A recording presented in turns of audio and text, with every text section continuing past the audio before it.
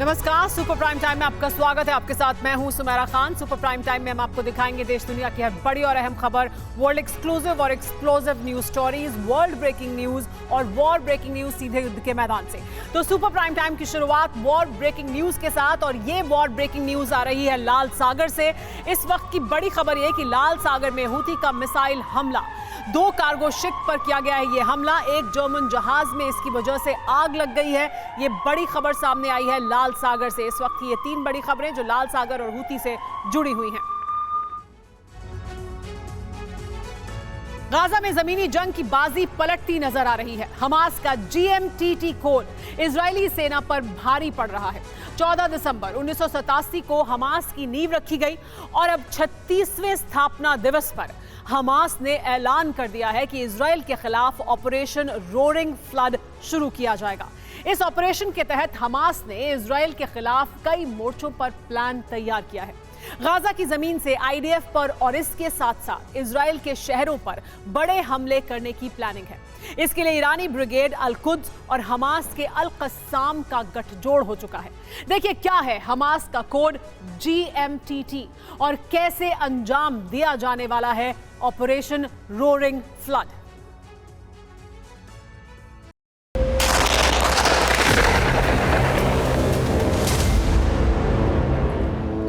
להמשיך להילחם עד לחיסול החמאס.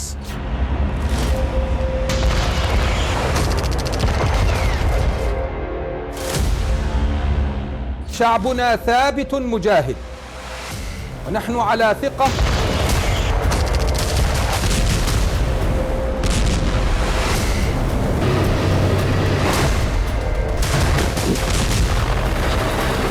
Hamas का दावा है कि गाजा पट्टी उसकी है, उसकी ही रहेगी और इजरायल सेना को बहुत जल्द गाजा पट्टी में ही दफन कर दिया जाएगा।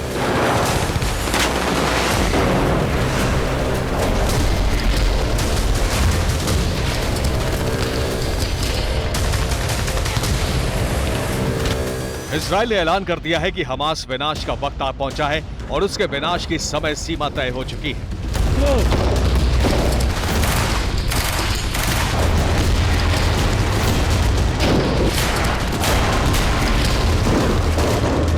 אמרתי לידידינו האמריקנים, לוחמינו הגיבורים לא נפלו לשווא, ומתוך הכאב העמוק על נפילתם, אנחנו נחושים יותר מתמיד להמשיך להילחם עד לחיסול החמאס, עד לניצחון המוחלט.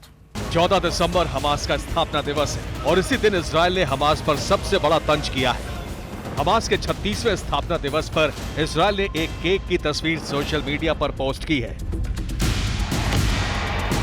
इस केक पर इजरायल ने मिसाइल लगाकर पोस्ट किए हैं। केक के साथ इजरायली डिफेंस फोर्सेस ने लिखा है, इजरायल ने 36वें स्थापना दिवस पर हमास के अंत की घोषणा कर दी है। लेकिन हमास नेता इस्माइल हानिया ने कहा है कि 7 अक्टूबर 2023 से बड़े हमले के लिए हमास तैयार है।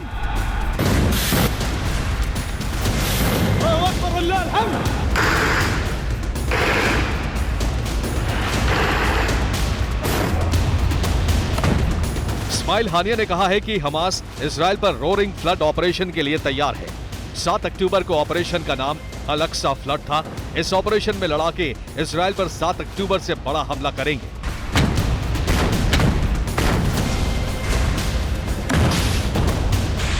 कतर में बैठे हमास नेता ने कहा है कि इस बार हमास लड़ाके इजरायल पर सुनामी से बड़ी लहर बनकर हमला करने वाले हैं और गाजा में IDF का विनाश तय है।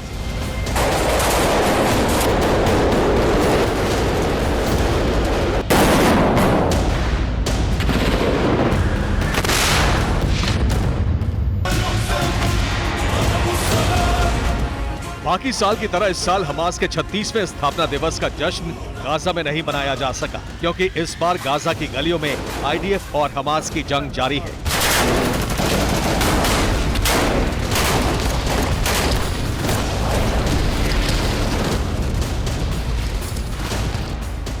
हमास ने गाजा पट्टी की गलियों में जंग जीतने का बड़ा प्लान तैयार किया है। इस प्लान में कई तरह के खतरे भी हैं जिनसे युद्ध का विस्तार हो सकता है।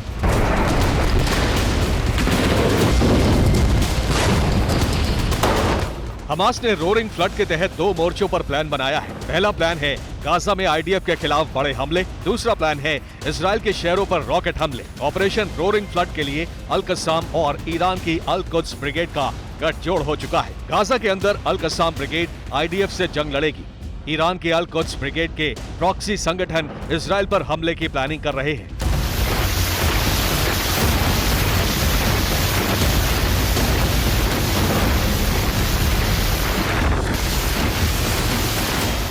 यानी प्रॉक्सी संगठन इजराइल पर 2 फ्रंट अटैक की तैयारी कर रहे हैं। इजरायली सीमा पर हमलों की जिम्मेदारी अल कुद्स ने ले ली है और गाजा के अंदर अल कस्साम ब्रिगेड ने कोड GMTT लागू कर दिया है।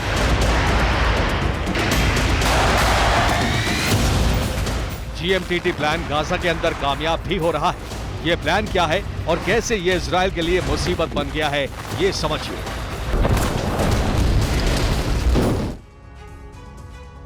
हमास के GMTT प्लान में जी का मतलब है गुरिल्ला, यानी हमास के गुरिल्ला लड़ाके गाजा के घरों में छिपे हुए हैं। इन लड़ाकों ने आम नागरिकों की तरह सादे कपड़े पहने हैं। ये मौका मिलते ही घात लगाकर आईडीएफ की टुकड़ियों पर बड़े हमले कर रहे हैं।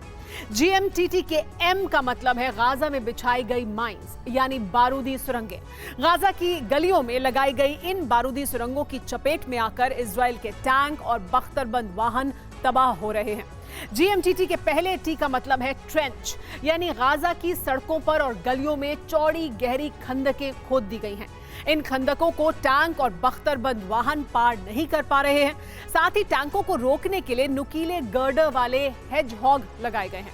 इससे ग्राउंड ऑपरेशन की रफ्तार धीमी हो रही है और इससे हमास के लड़ाकों को अपनी लोकेशन बदलने का वक्त मिल रहा है।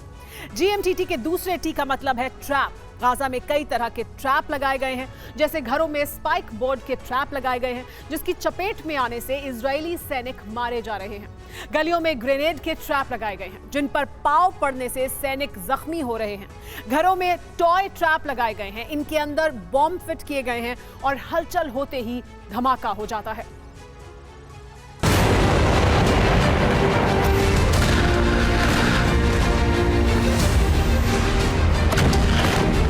गाजा के अंदर हमास का ये जाल आईडीएफ के लिए काल बन गया है। आईडीएफ के टैंक और जवान दोनों पर ताबड़तोड़ हमले किए जा रहे हैं।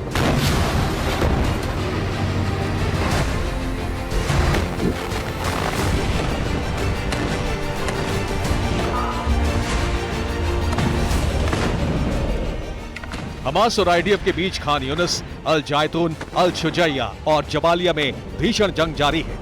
हमास लड़ाके आईडीएफ टैंकों पर अल यासीन 105 RPG से हमले कर रहे हैं। टैंकों पर शाबाज IED से भी हमले किए जा रहे हैं। 14 दिसंबर को हमास ने गाजा में आईडीएफ के राइम मिलिट्री बेस पर भी हमला किया। 13-14 दिसंबर को हमास के ट्रैप में फंसकर इजराइल के 15 जवान मारे गए। 72 घंटे में हमास ने आईडीएफ के 72 टैंक नष्ट करने का दावा किया है। 72 घंटे में हमास ने इजराइल के 36 जवानों को मारने का दावा किया है।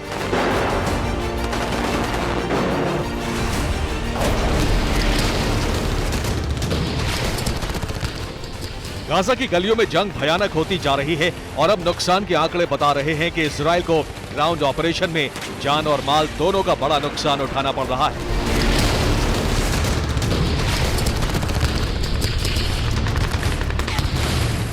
हमास का GMTT प्लान गाजा में लागू हो चुका है और अब हमास सिर्फ सेल्फ डिफेंस तक ही सीमित नहीं रहने वाला है।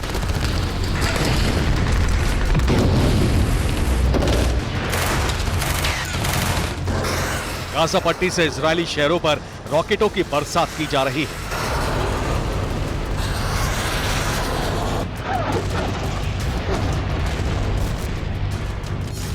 खुफिया जानकारी है कि इजरायली शहरों पर बड़े हमले बोलने के लिए नए रॉकेट और मिसाइलें हमास के पास पहुंच चुके हैं।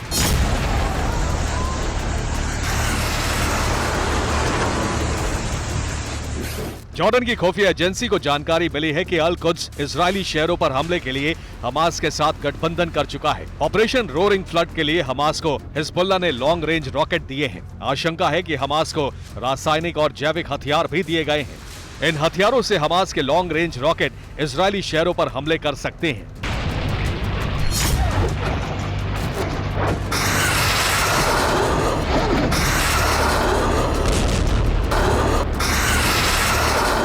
डर है कि हमास के रॉकेट इस बार सिर्फ बारूद नहीं बल्कि जानलेवा जहरीले केमिकल और महामारी वाले वायरस से भरे हो सकते हैं।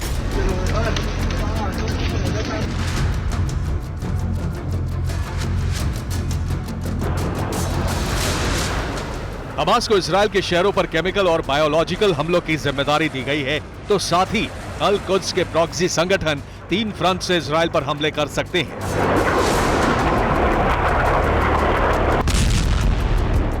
हिजबुल्लाह सहित अरब के कई प्रॉक्सी संगठन इजरायल के अलग अलग बॉर्डर पर घात लगाए बैठे हैं।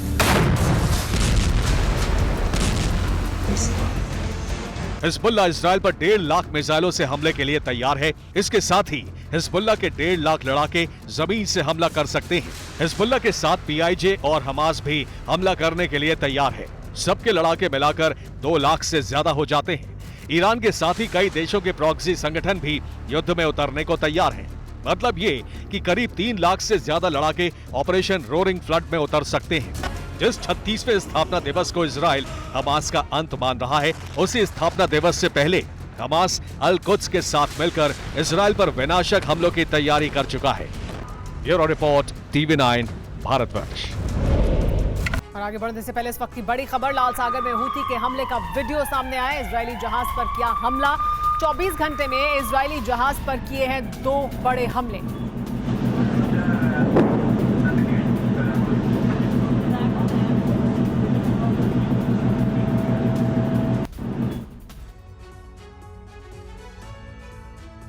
गाजा युद्ध में परमाणु विस्फोट का खतरा बहुत बढ़ गया है। एटमी धमाका गाजा के भविष्य को लेकर शुरू हुए एक विवाद की वजह से हो सकता है। गाजा के भविष्य को लेकर कई देशों में टकराव शुरू हो गया है। इसे देखते हुए बाइडेन ने 15 सालों में पहली बार ब्रिटेन में अपने घातक बॉम्बर को भेज दिया है। ये बॉम्बर एटमी बॉम्ब से लैस है। तो सवाल यही है कि क्या गाजा युद्ध में किसी भी वक्त परमाणु सुनामी आ सकती है? क्या अमेरिका ने अरब विनाश की तैयारी पूरी कर ली है?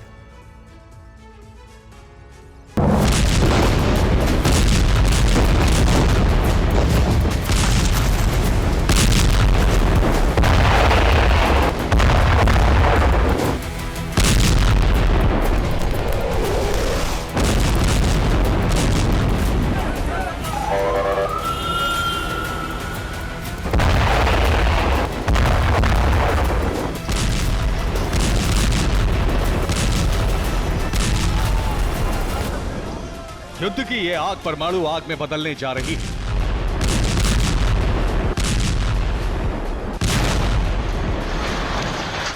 गाजा युद्ध का परमाणु विस्तार होने जा रहा है।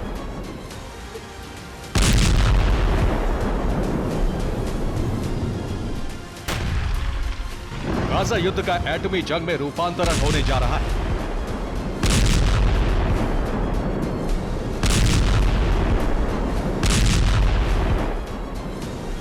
अब इस जंग में बाइडेन के एटमी बॉम्बर की एंट्री हो गई है।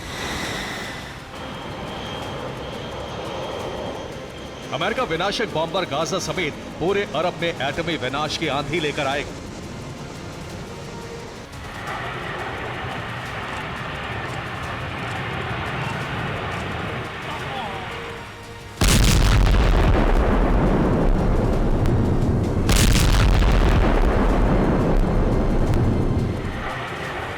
मतलब ये कि विनाश का कैनवास बढ़ने वाला है। एटमी विस्फोट में एक साथ कई देश भस्म होने वाले हैं।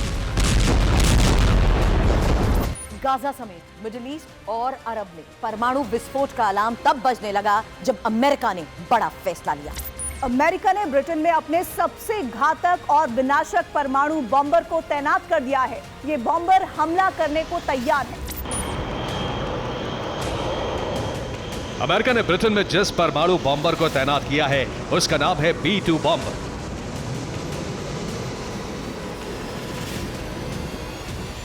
अमेरिका ने कुछ दिन पहले ही ऐलान किया था कि वो अपने परमाणु बॉम्बर को यूरोप में स्टेशन कर सकता है। अब इससे जुड़ी चौंकाने वाली खबर आ गई है। अमेरिका अपने बम वर्षक विमान को बेहद सीक्रेट तरीके से ब्रिटेन पहुंचा चुका है। अमेरिका का B-2 बॉम्बर परमाणु बमों से लैस है।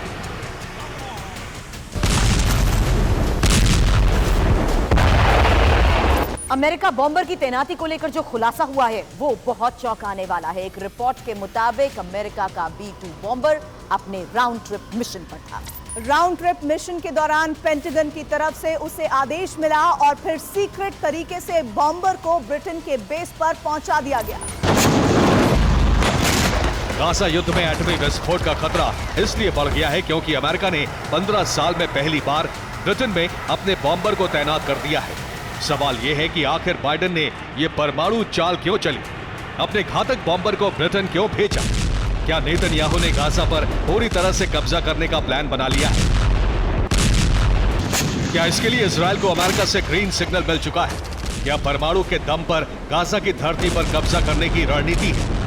इन सवालों का जवाब तलाशें उससे पहले उस B-2 बॉम्बर के फायर पावर के बारे में जानना जरूरी है जिसे बाइडेन ने ब्रिटेन में वॉर रेडी कर दिया है।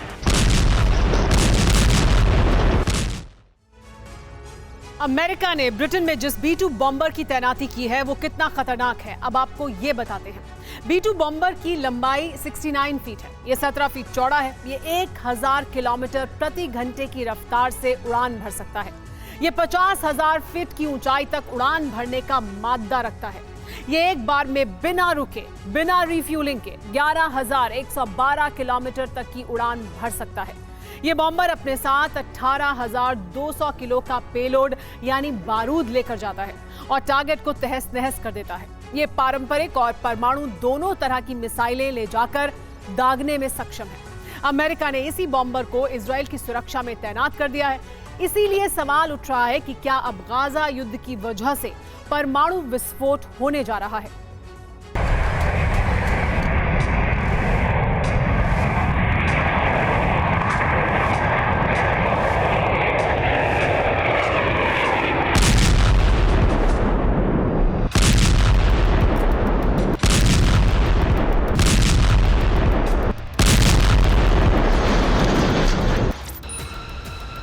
ब्रिटेन में अमेरिकी बॉम्बर की यही वो तैनाती है जिसके बाद दावा किया जा रहा है कि गाजा युद्ध जल्द ही परमाणु युद्ध का रूप ले सकता है।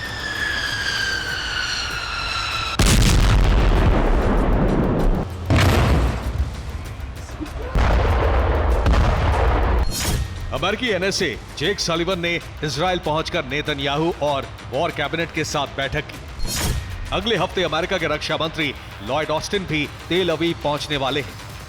सवाल यही है कि क्या नेतन्याहू के गाजा प्लान पर फाइनल मोहर लगने वाली है? अमेरिका चाहता है कि युद्ध के बाद गाजा पर अंतर्राष्ट्रीय सेना का कंट्रोल हो। इजराइल इस पर सहमत है, लेकिन अरब देश हमास और फिलिस्तीनी प्रशासन सहमत नहीं है। हमास चाहता है कि गाजा से लेकर वेस्ट बैंक तक उसी का शासन हो। इसके लिए ना तो इजराइल सहमत है, ना अमेरिका और ना ही फिलिस्तीनी प्रशासन। एक समीकरण यह भी है कि युद्ध के बाद गाजा पर फिलिस्तीनी प्रशासन की सत्ता हो, लेकिन फिलिस्तीनी प्रशासन कुछ शर्तें लगा रहा है। इस फॉर्मूले पर नेतन्याहू सहमत नहीं है। अरब देश गाजा को लेकर 2 स्टेट सॉल्यूशन चाहते हैं, लेकिन इस पर भी इजराइल सहमत नहीं है। यानी युद्ध के बाद गाजा के भविष्य को लेकर अलग अलग और सबका अपना अपना प्लान है। आने वाले वक्त में गाजा के भविष्य को लेकर विवाद बढ़ना तय माना जा रहा है। शायद इसी विवाद के बढ़ने के अंदेशे से अमेरिका ने आतमी तैयारी शुरू कर दी है।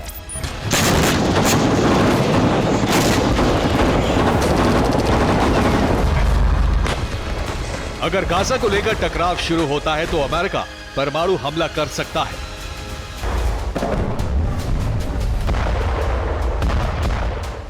गाजा के युद्ध को रूस और ईरान भी लगातार भड़का रहे हैं। आने वाले वक्त में हालात और बिगड़ सकते हैं। जंग में रूस और ईरान की सीधी एंट्री हो सकती है। अमेरिका ऐसा कभी नहीं होने देना चाहता। बॉम्बर और एटम बम तैनात करने के पीछे की एक वजह यह भी हो सकती है। वजह जो भी हो, लेकिन संकेत साफ है कि गाजा युद्ध अब परमाणु विनाश का रूप लेने जा रहा है। Bureau report, TV9 Bharatvarsh. Gaza युद्ध के थमने के तमाम आसार खत्म होने लगे हैं। अमेरिका की लगातार कोशिशों के बाद ये लग रहा था कि नए साल में गाजा में शांति होगी, लेकिन इजराइल ने साफ कर दिया है कि युद्ध अभी जारी रहेगा।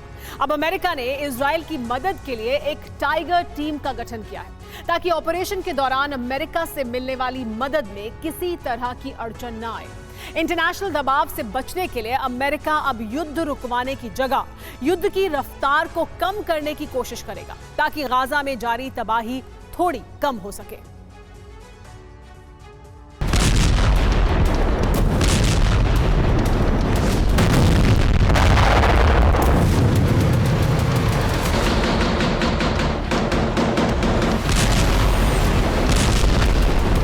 थमने नहीं वाली है ये गोलाबारी।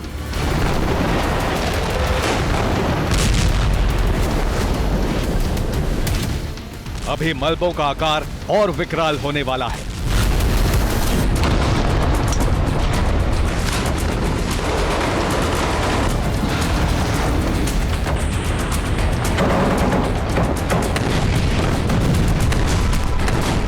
अमेरिका की तमाम कोशिशों के बावजूद यह साफ हो गया है कि सीज़फायर की तारीख अभी करीब नहीं है।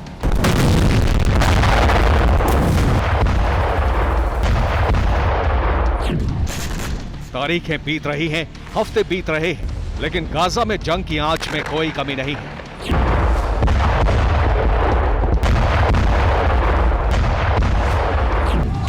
अब लेटेस्ट ब्रेकिंग न्यूज यह है कि दिसंबर क्या, जनवरी, फरवरी और मार्च न जाने कितने महीने बीतने वाले हैं, लेकिन 2023 खत्म होने के साथ जंग पूरी होने की कोशिश कामयाब होती नहीं लग रही है।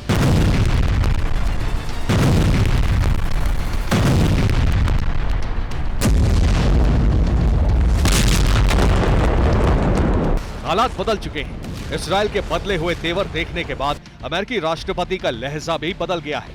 बाइडेन ने अब कहा है, I want them to be focused on how to save civilian lives, not stop going after Hamas, but be more careful.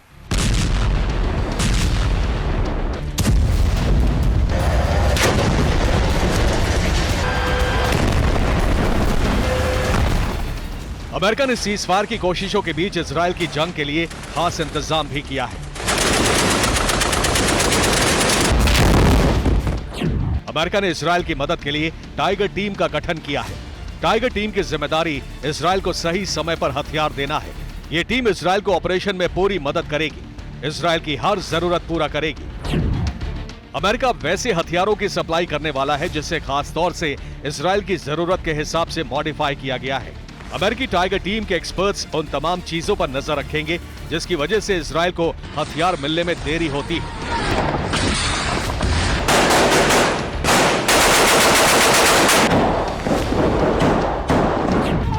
ऐसा इसलिए क्योंकि सिर्फ इजरायल ही नहीं बल्कि हमास भी लंबी लड़ाई की तैयारी कर चुका है। लेबनान में मौजूद हमास के एक सीनियर नेता ओसाम हमदान ने एक इंटरव्यू में कहा है, हम लंबी लड़ाई के लिए तैयार हैं, हम मुकाबले से पीछे हटने वाले नहीं हैं। इजरायल के खिलाफ हमास की जंग जारी रहेगी।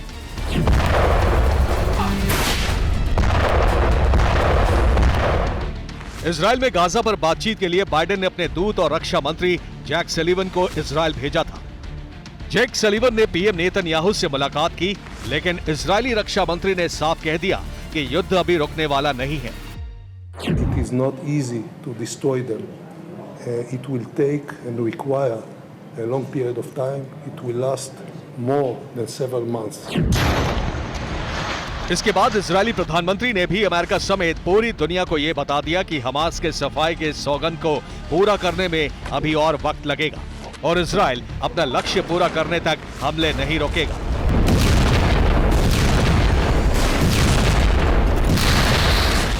הן באספקת חימושים לצה"ל, הן בבלימת הניסיונות באום לעצור את הלחימה, והן בסיוע להשבת חטופינו.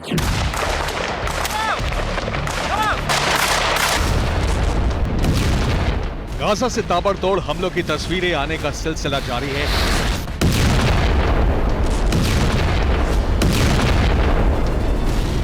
और इजरायल से बातचीत करने के बाद अमेरिका बीच का रास्ता तलाश रहा है। अमेरिका ने इजरायल को गाजा में विध्वंस की खुली छूट इसी शर्त पर दी थी कि दिसंबर खत्म होने के साथ ही इजरायल गाजा में हमले रोक देगा।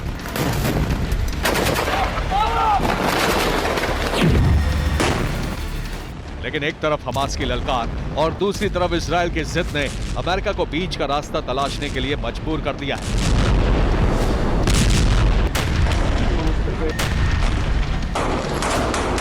अब अमेरिका ने इजराइल को सलाह दी है कि इजराइल गाजा में ग्राउंड ऑपरेशन जारी रखे, लेकिन गाजा में हमलों की रफ्तार को कम कर दे, यानी गाजा में भीषण बमबारी और तबाही रुके। गाजा में हमास के खिलाफ ऑपरेशन चलता रहे। इजराइल ने ग्राउंड ऑपरेशन शुरू करने के बाद भी हवाई हमलों को नहीं रोका है। यही वजह है कि गाजा की पुरानी और नई तस्वीरों में बहुत ज्यादा फर्क नजर नहीं आता।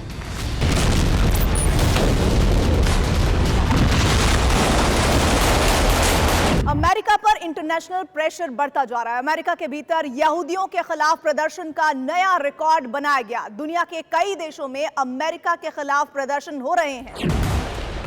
अमेरिका दुनिया में इसी माहौल से दबाव में है। यही वजह है कि अमेरिका अब हमलों की रफ्तार को कम करने की बात कर रहा है, ताकि दुनिया में गाजा की विध्वंसक तस्वीरें ना पहुंचे और अमेरिका के खिलाफ हो रहे विरोध भी कम हो जाएं।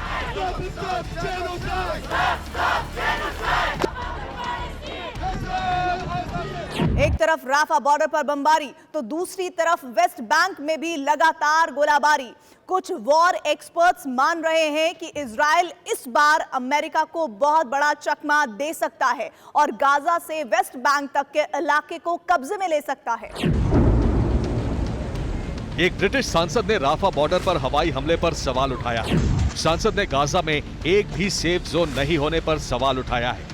इजराइल बार बार गाजा के कई इलाकों को खाली करवा रहा है और फिर सेफ जोन में भी बमबारी हो रही है।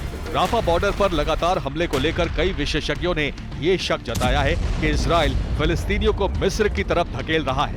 गाजा में एक भी सेफ जोन नहीं रहने देने के मायने निकाले जा रहे हैं। सवाल है कि क्या इजराइल गाजा को खाली करवाना चाहता है? क्या वेस्ट बैंक के पूरे इलाके पर अब इजराइल कब्जा करेगा? क्या गाजा में लंबा युद्ध गाजा पर कब्जा करने की रणनीति की शुरुआत है? हालांकि इजराइल के ऑपरेशन का असर अब दिखने लगा है। पहले हमास के लड़ाकों और सेना के बीच मुठभेड़ हो रही थी, लेकिन अब हमास के लड़ाके पकड़े भी जा रहे हैं और सरेंडर भी कर रहे हैं। इजराइल ने एक वीडियो जारी करके दावा किया है कि 70 से ज्यादा हमास लड़ाके पकड़े गए हैं। इजराइल ने एक और वीडियो जारी किया जिसमें दिखाया गया है कि हमास किस कदर हथियार के जखीरे के साथ लंबे युद्ध की तैयारी में है। इजराइल के इन दावों के बीच हमास की धमकियों का सिलसिला जारी है। हमास ने फिर चेतावनी दी है कि इजराइल पर जल्द ही बहुत बड़ा प्रहार होगा और सुरंग से हमास लड़ाकों को निकालने की हर तरकीब नाकाम साबित होने वाली है। Bureau report, TV9 Bharat. War breaking news Gaza पट्टी से। गाजा पट्टी में IDF का हवाई हमला, हमास के ठिकानों पर गिराए गए बॉम्ब, हमास के हथियार गोदाम को तबाह कर दिया गया।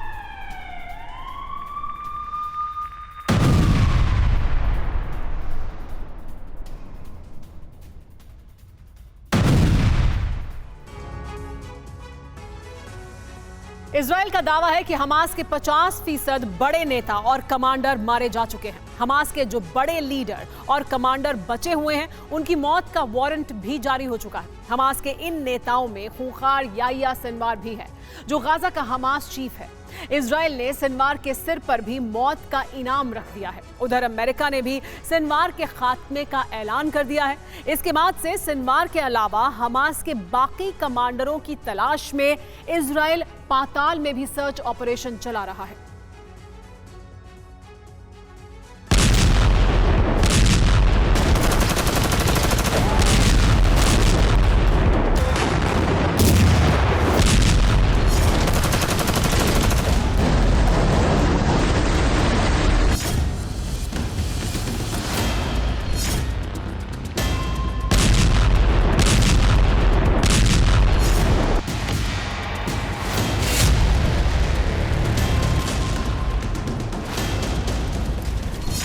क्या हमास चीफ याह्या सिनवार के दिन पूरे हो गए हैं?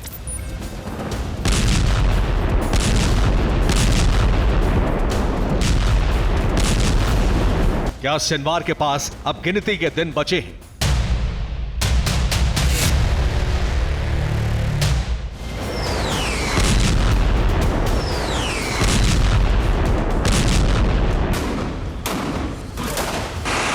हमास के सबसे खूंखार लीडर सिनवार की मौत की मुनादी सुनाई देने लगी है। सिनवार के साथ साथ हमास के दूसरे कमांडरों की मौत का वारंट भी जारी हो चुका है।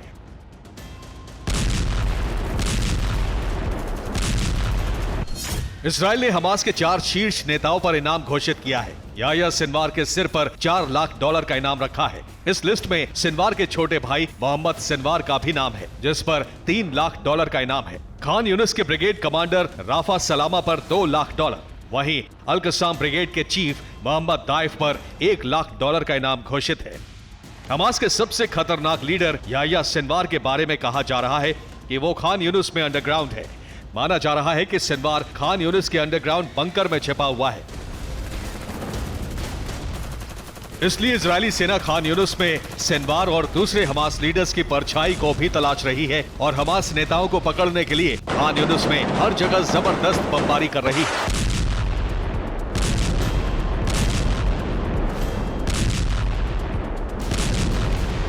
हालांकि एक रिपोर्ट के मुताबिक हमास के कई लीडर्स और कमांडर गाजा में इजरायली सेना के भीषण ऑपरेशन से पहले ही कतर जा चुके थे। अब यह भी कहा जा रहा है कि हमास के बड़े नेता और कमांडर कतर से भी गायब हो चुके हैं। इजराइल हमास नेताओं की तलाश पाताल के भीतर भी कर रहा है। इजराइल पाताल के अंदर कैसे हमास नेताओं और कमांडरों को ढूंढ रहा है, उसके लिए इजराइल ने कितने बड़े ऑपरेशन को अंजाम दे रखा है, ये आपको आगे दिखाएंगे। लेकिन उससे पहले ये बताना जरूरी है कि हमास के खूंखार लीडर्स के खात्मे के लिए इजराइल के बाद अब अमेरिका ने भी याह्या सिनवार और हमास कमांडरों की मौत का हुक्मनामा जारी कर दिया है।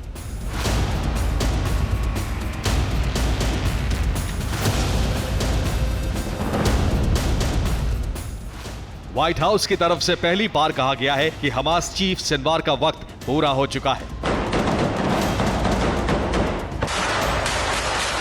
दरअसल अमेरिका हमास के बड़े नेताओं का जल्द से जल्द खात्मा इसलिए भी चाह रहा है क्योंकि 7 अक्टूबर को इजराइल पर हुए हमले में हमास ने 38 अमेरिकी नागरिकों को भी मार डाला था। कई अमेरिकी नागरिकों को हमास ने अभी तक बंधक बनाकर रखा हुआ है। व्हाइट हाउस ने कहा है कि हमास चीफ सिनवार के हाथों में अमेरिका का खून लगा हुआ है।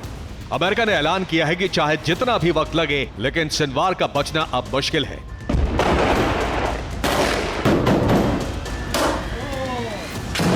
एक रिपोर्ट के हवाले से दावे किए गए हैं कि इस वक्त हमास के बड़े कमांडर और नेता गाजा में सुरंगों में बने बंकरों में छिपे हुए हैं। इसलिए इजराइल पिछले 72 घंटों से सुरंगों के अंदर पानी भर रहा है ताकि हमास के लीडर सुरंगों से बाहर निकल सकें।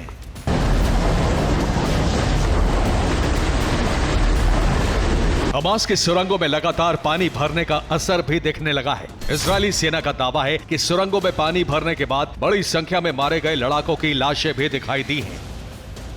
आईडीएफ के प्रवक्ता डैनियल हैगरी ने दावा किया है कि हमास की सुरंगों में पानी भरने का ऑपरेशन इजरायली सेना ने खुफिया इनपुट मिलने के बाद ही शुरू किया है और ये कामयाब भी हो रहा है। इजरायली सेना के दावे के अनुसार हमास की सुरंगों में कार्रवाई के दौरान हमास के कई लड़ाकों को मारा भी जा चुका है।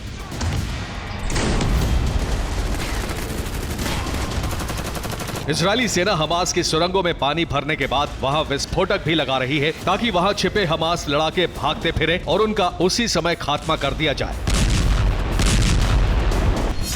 इजराइल ने अब तक हमास के 50% कमांडरों को मारने का दावा किया है। आईडीएफ ने दावा किया है कि पिछले 24 घंटों में गाजा में हमास के 70 लड़ाकों ने सरेंडर किया है। कहा जा रहा है कि हमास के जूनियर कमांडर ही अब जंग की कमान संभाल चुके हैं। जूनियर कमांडर इजराइल के लिए ज्यादा खतरनाक साबित हो रहे हैं क्योंकि उनके बारे में इजराइल के पास ज्यादा डिटेल नहीं है।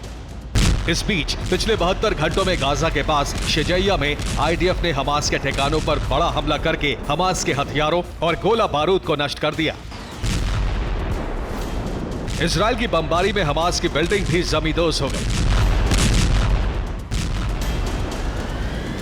शिजैया में आईडीएफ का ऑपरेशन लगातार जारी है। पूरे गाजा और उसके आसपास हमले तेज करने के पीछे इजराइल का अब एक ही मकसद है, हमास के कमांडरों और लड़ाकों का पूरी तरह खात्मा।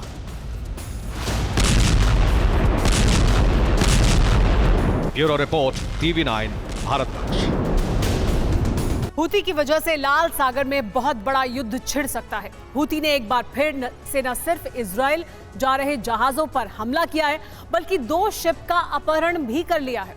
इससे अमेरिका आग बबूला हो गया है। हूती के हमलों से आजिज आ चुके अमेरिका ने लाल सागर में 16 देशों की ज्वाइंट टास्क फोर्स बनाने का ऐलान किया है। ईरान ने अमेरिका के इस ऐलान पर सुपर पावर को धमकी दे दी है। अमेरिका और ईरान में इस वक्त तनाव बहुत बढ़ गया है। तो क्या हूती को लेकर अमेरिका और ईरान टकराने वाले हैं?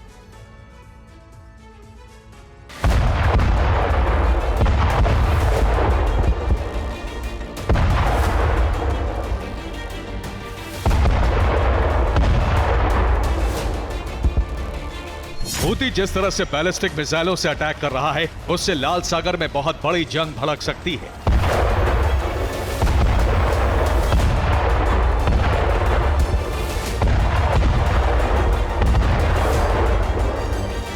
एक तरफ ईरान और हूती होंगे तो दूसरी तरफ अमेरिका समेत 16 देशों की विशाल सेना।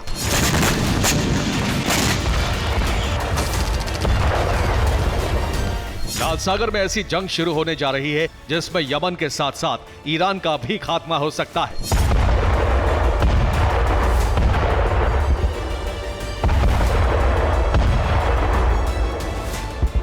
हूती इजराइल जाने वाले जहाजों को लगातार टारगेट कर रहे हैं। हूती या तो इन जहाजों को मिसाइल से जलाने की कोशिश कर रहे हैं या इन पर कब्जा कर रहे हैं।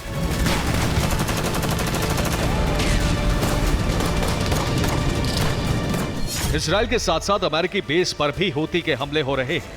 इससे न सिर्फ इजराइल आजिज आ चुका है बल्कि अमेरिका भी परेशान है। हूती ने एक बार फिर इजराइल के जहाज पर हमला किया। हूती ने इजराइल पोर्ट पर खड़े एक और कार्गो शिप पर मिसाइलें दागी। इसके अलावा बुल्गारिया और हांगकांग के शिप का अपहरण कर लिया।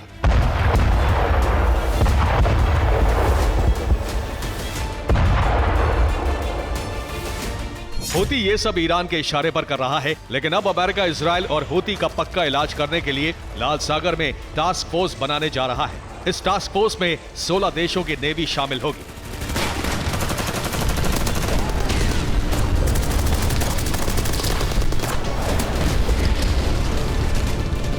अमेरिका के इस ऐलान से ईरान भड़क गया है।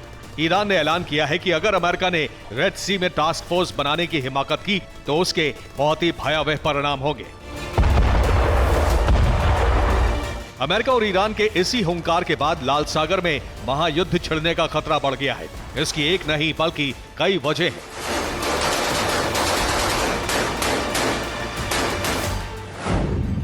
पहला, इजराइल जाने वाले शिप पर हूती का हमला। दूसरा, इजराइल जाने वाले जहाजों पर हूती का कब्जा। तीसरा, अमेरिका का ज्वाइंट फोर्स बनाने का ऐलान। चौथा, अमेरिका को ईरान की सबसे बड़ी धमकी।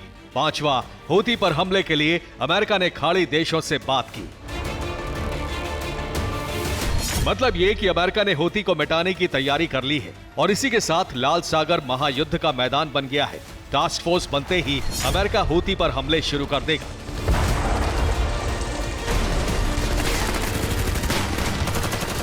अगर ईरान ने अमेरिका को रोकने और हूती को बचाने की कोशिश की तो दुनिया का सबसे ताकतवर देश उसे भी नहीं बख्शेगा।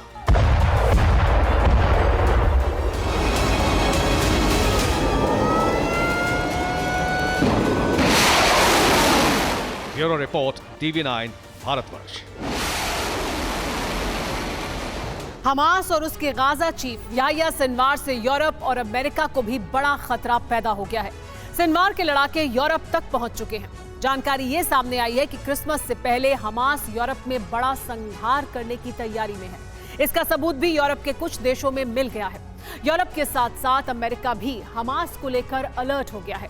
आखिर क्या है हमास का ऑपरेशन क्रिसमस? देखिए ये अगली स्पेशल रिपोर्ट।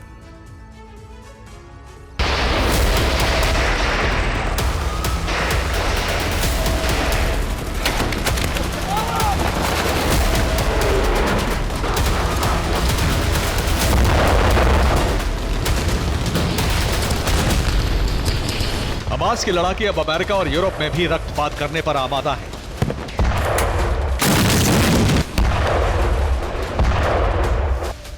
हमास के गाजा चीफ याह्या सिनवार के खूंखार लड़ाके यूरोप और अमेरिका में क्रिसमस से पहले बड़ा संहार करना चाहते हैं।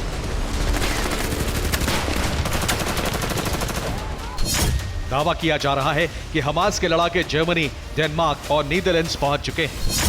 यहूदियों को उनके पूजा स्थल में मारने के बड़े प्लान का पर्दाफाश हुआ है। इस मामले में हमास के 7 संदिग्ध लोगों को गिरफ्तार भी किया गया है। इनमें 2 लेबनानी नागरिक हैं और 1 शख्स मिस्र का है। हमास के खतरे को लेकर यूरोप के कुछ देशों में अलर्ट कर दिया गया है।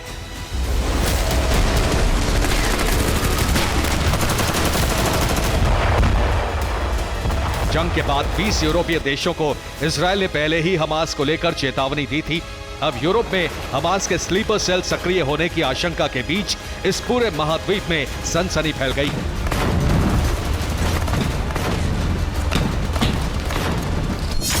मीडिया रिपोर्ट्स में दावा किया गया है कि हमास के पकड़े गए संदिग्ध लोगों का जुड़ाव हमास के मिलिट्री विंग अल कसाम ब्रिगेड से है। जिन संदिग्धों को पकड़ा गया है वो बड़े पैमाने पर हथियार और गोला बारूद भी जमा कर रहे थे। पकड़े गए संदिग्ध यूरोप के कुछ मुल्कों में बड़े हमले की साजिश कर रहे थे। 7 अक्टूबर के बाद से ही इजरायल और हमास के बीच जारी जंग के बाद इजरायल के अलावा दूसरे देशों में रहने वाले यहूदी लोग भी अब हमास के टारगेट पर हैं।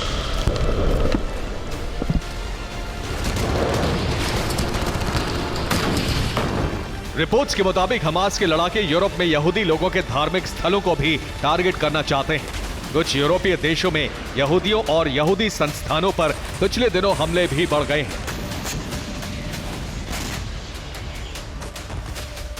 इसी बीच अमेरिका के न्यूयॉर्क में ब्लैकआउट होने से भी चिंताएं बढ़ गईं। रिपोर्ट्स के मुताबिक न्यूयॉर्क के कॉन एडिसन प्लांट में धमाकों के बाद धुआं निकलता देखा गया। इसके बाद न्यूयॉर्क शहर अचानक अंधेरे में डूब गया। हालांकि ब्लैकआउट की वजह का अभी तक साफ साफ पता नहीं चल पाया है, लेकिन इजरायल और हमास की जंग को देखते हुए अमेरिका में भी अलर्ट कर दिया गया है। यूरोप के कई और देशों में भी हमास का सीक्रेट ऑपरेशन जारी है। उन देशों में भी हमास के खतरों से अलर्ट कर दिया गया है। खासकर यहूदी समुदाय और उनके प्रार्थना स्थलों को सतर्क कर दिया गया है। Bureau report, TV9 Bharatvarsh. Gaza युद्ध रूस और चीन के लिए अपने अपने क्षेत्र में वर्चस्व बढ़ाने का अवसर लेकर आया है। अब दोनों ही देशों ने नो लिमिट पार्टनरशिप के तहत अमेरिका और नेटो को अलग अलग मोर्चों पर घेरना शुरू कर दिया है। 14 दिसंबर को रूस और चीन ने 2 नए वॉरफ्रंट खोलने की कोशिश की। यूरोप में रूस के ड्रोन नेटो के एयर स्पेस में घुस गए और एशिया में रूस चीन के फाइटर जेट दक्षिण कोरिया के वायु सीमा लांघ गए। रूस चीन के इस कदम से एशिया से लेकर वॉशिंगटन तक ग्लोबल अलर्ट जारी हो गया।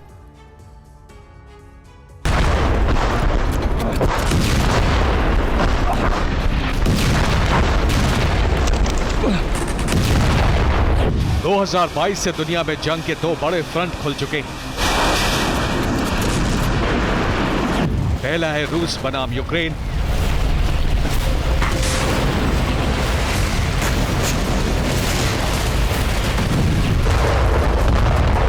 दूसरा फ्रंट 2023 के अक्टूबर महीने में अरब में खुला, इजराइल बनाम हमास की जंग।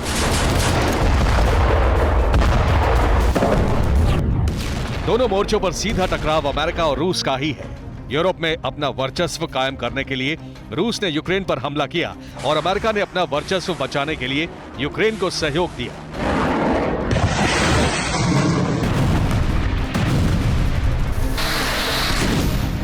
अरब में भी यही हो रहा है। अमेरिका को अपना वर्चस्व बचाना है। रूस सहित चीन भी अरब में अपनी पकड़ मजबूत करने की कोशिश में लगा है।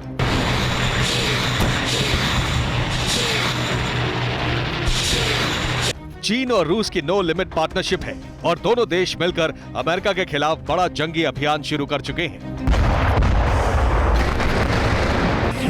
रूस वायुसेना और चीन की वायुसेना ने 14 दिसंबर को जापान सागर पर साझा गश्त का अभ्यास किया।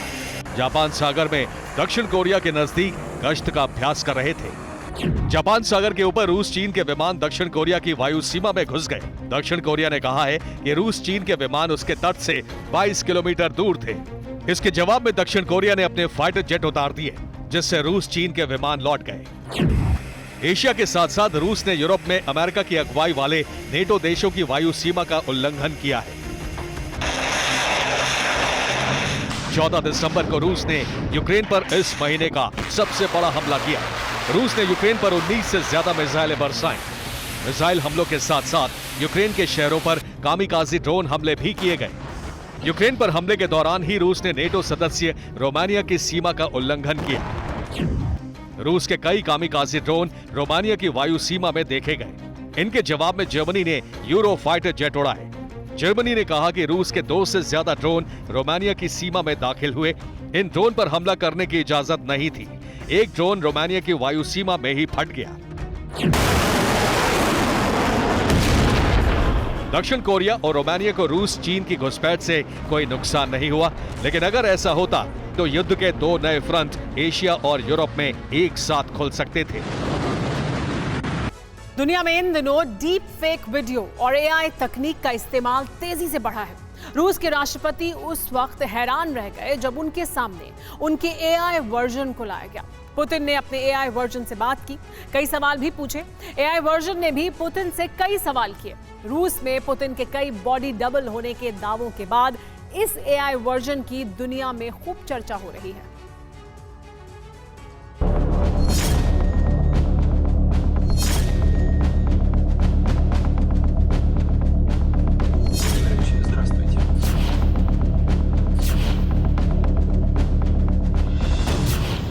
इधर पुतिन, उधर भी पुतिन।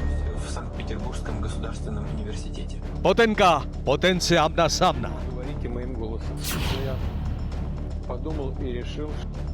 बस कपड़ों का फर्क था, बाकी चेहरा, आवाज और तौर तरीकों में कोई फर्क नहीं।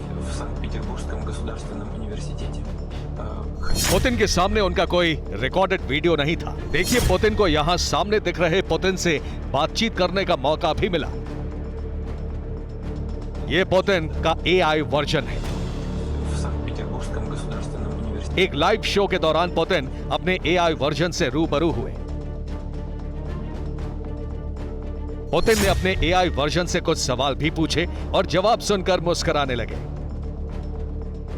एआई वर्जन ने भी पुतिन से सवाल किया। सवाल था कि क्या आपके बहुत से बॉडी डबल हैं?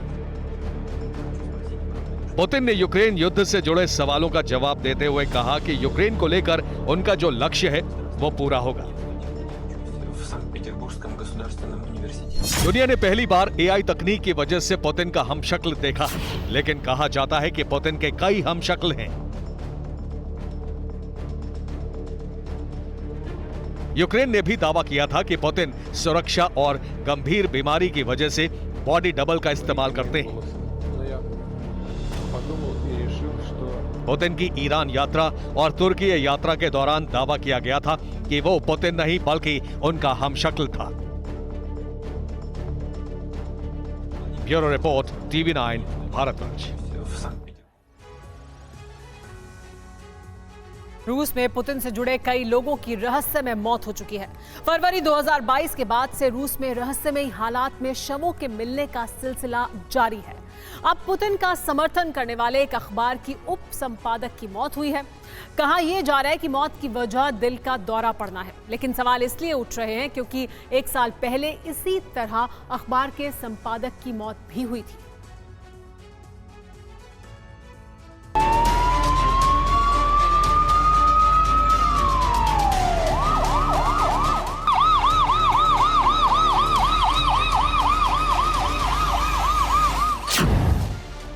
रूस में एक महिला की मौत को लेकर दुनिया में फिर चर्चा है। फिर वैसा ही सस्पेंस, फिर किसी की मौत एक पहेली लग रही है। इस महिला का नाम एना सारेवा है, उम्र सिर्फ 35 साल। इस महिला की मौत को लेकर सवाल इसलिए उठ रहे हैं क्योंकि महिला का शव उसके घर में मिला। मौत की वजह दिल का दौरा पड़ना बताई गई। महिला एक अखबार की उप संपादक है। अखबार पुतिन का समर्थन करती रही है।